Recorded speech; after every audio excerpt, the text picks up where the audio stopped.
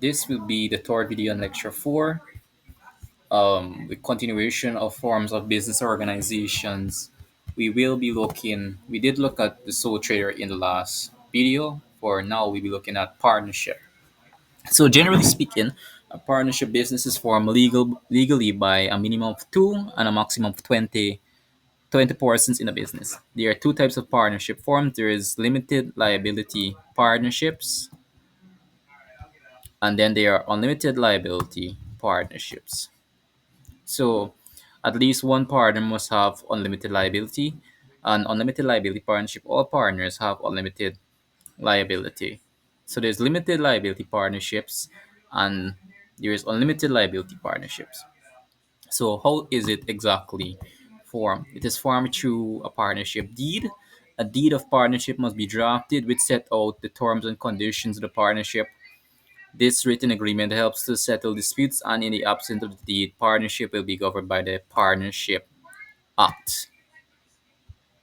So, a deed will contain number of partners, amount of capital contributed by each partner, type of trade engaged in, share profits and losses occurring to each partner, the name of the partnership also, and the salary of each partnership or each partner mechanism for dissolution. So let's look at types of partners. So the first type of partners that we'll be looking at today is the ordinary or dash general partners, and they take an active part in the running of the business. So the unlimited liability of partners changes of members in partnership. Assets and liabilities are owned and shared equally in the partnership business.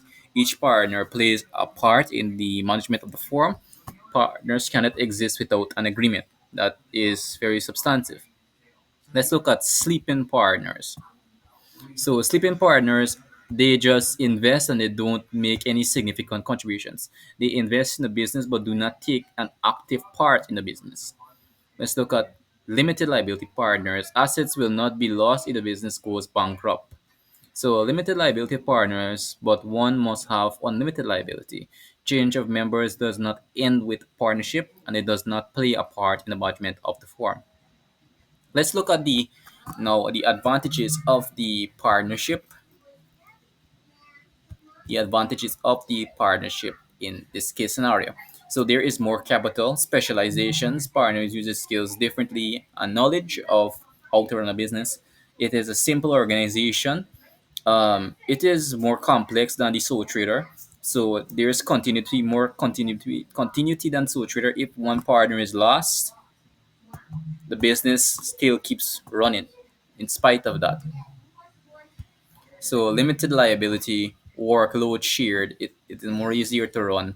Decision making shares knowledge and expertise. It is more, even though the decision making process can take more longer in comparison to the sole trader, it is by far more effective. So disadvantage, unlimited liability, binding limited capital, disagreement, concentrated task, risk not spread enough, decision making can take longer, continuity broken partnerships upon death, profits are shared irrespective of effort in the absence of partnership agreement. And we'll be looking at that and we'll be looking at also limited liability companies. So a company is a business entity that is being incorporated. That is, a company has a separate legal identity from the owner, right? So the company or any company in general has a total separate identity from that of the owner. In the case of the limited liability companies, or to define it, limited liability companies are companies in which shareholders dash investors are protected as they will not lose their personal asset if the business goes bankrupt. They are not liable for the debts of the company beyond their level of investment. Therefore, if a shareholder buys shares in a company valuing 5,000, they then he will only lose that 5,000 invested on his personal assets. So there are mainly two types of limited liability companies: private limited liability company and public limited liability company. So in the case of a private limited company, this only allows friends, relatives, and co-workers to purchase shares and to be part of the company. Its privacy is also protected by the fact that unlike a public limited liability company, it does not have to polish its balance sheet in the newspaper. Legally, the private limited company can only have a minimum of two and maximum of 50 persons to join. In the case of unlimited liability, that is not prevalent, or public limited liability, sorry. So the public limited liability allows members of the public to purchase shares. The shares are stocks of public limited companies are traded on the stock market. The public limited liability company has the minimum 7 members, and there is no limit to the number of shareholders that can join. So the legal procedures of both these types of companies are lengthy, as they must submit the several documents.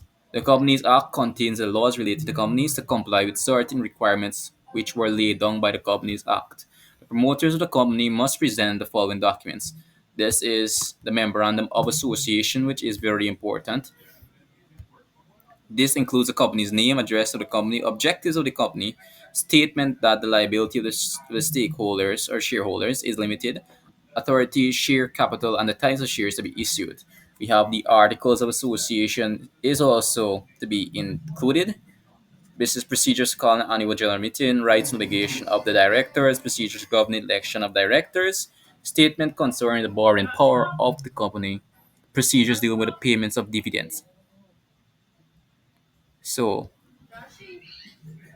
we'll take a close at right here. We'll continue on the statements of registered or nominal capital in a later videos. You could look down below and you will see the video. See you guys on the next video. Subscribe.